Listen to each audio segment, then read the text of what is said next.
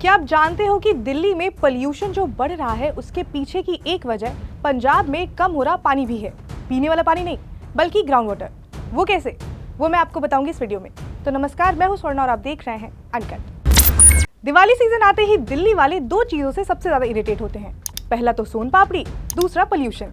इस time Delhi gas chamber बन जाता है और ये कोई साल दो साल की बात नहीं है, बल्कि पिछले एक दशक से ऐसा हो रहा है।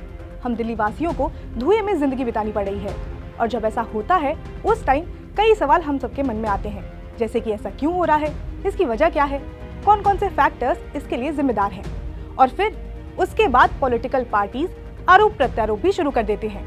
लेकिन इन सब में एक फैक्टर ऐसा है जिस पर हर साल खूब बहस होती है, जिस वजह से किसानों पर जुर्माना तक लगाया जाता है, और वो फैक्टर है पराली का जलाना।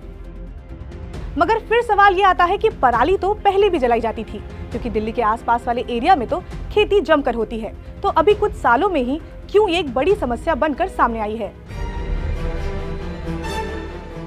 तो उसके लिए आपको साल 2009 में पंजाब सरकार ने जो पंजाब प्रिजर्वेशन ऑफ सब ऑयल वाटर एक्ट लागू किया था वो समझना होगा। तो पहले ये जानते हैं कि ये है क्या।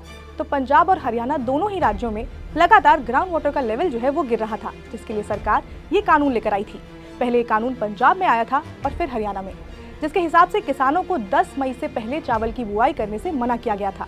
इसके पीछे की वजह ये थी कि धान की खेती में काफी ज्यादा पानी की जरूरत होती है और बुआई के दिन आगे बढ़ाने से किसानों को सिंचाई के लिए ग्राउंड वाटर नहीं बल्कि बारिश के पानी से मदद मिल जाए। लेकिन इससे हुआ ये कि पहले जो पराली सितंबर एंड या अक्टूबर फर्स्ट वीक तक काट कर जला दी जाती थी उसमें भी देरी हुई। अब आप सोच रहे होंगे कि 15-20 दिन पराली देर से जलाने से इतना ज्यादा पोल्यूशन, वो क्यों?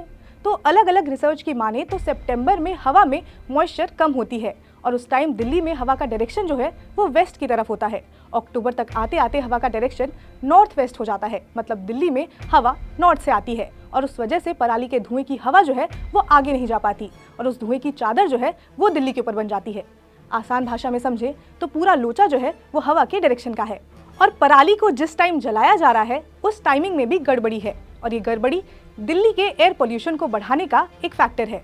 7 नवंबर को सुप्रीम कोर्ट ने भी पंजाब सरकार को फटकार लगाई है और बोला है कि जल्द से जल्द पराली जलाने पर रोक लगाएं। सुप्रीम कोर्ट ने कहा कि राजनीतिक ब्लेम गेम को रोकें और इसका सल्यूशन ढूंढें। वैसे तो हरियाणा और पंजाब का दिल्ली की हवा को पोल्यूट करने में अच्छा खासा योगदान रहता है, लेकिन हाल ही में एक रिपोर्ट आई है जिसमें बताया गया है कि 2022 की तुलना में इस साल पंजाब और हरियाणा में पराली जलाने की घटनाओं में 40% की गिरावट आई है। इंडियन एक्सप्रेस की एक रिपोर्ट की माने तो इन राज्यों के अलावा उत्तर प्रदेश, राजस्थान और मध्य प्रदेश में जरूर इन घटनाओं में बढ़ोतरी हुई है।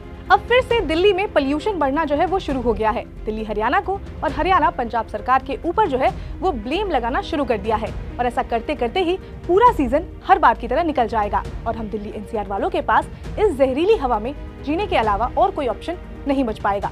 खैर, इस बार देखना ये होगा कि सुप्रीम कोर्ट के फटकार के बाद अब दिल्ली और बाकी राज्य क्या सोल्यूशन निकालती है। जो भी होगा हम आपको अपडेट देते रहेंगे। आप जुड़े रहिए अनकट के साथ। इसके साथ ही अगर आपको वीडियो पसंद आई हो तो लाइक करें, शेयर करें, सब्सक्राइब करें अनकट को।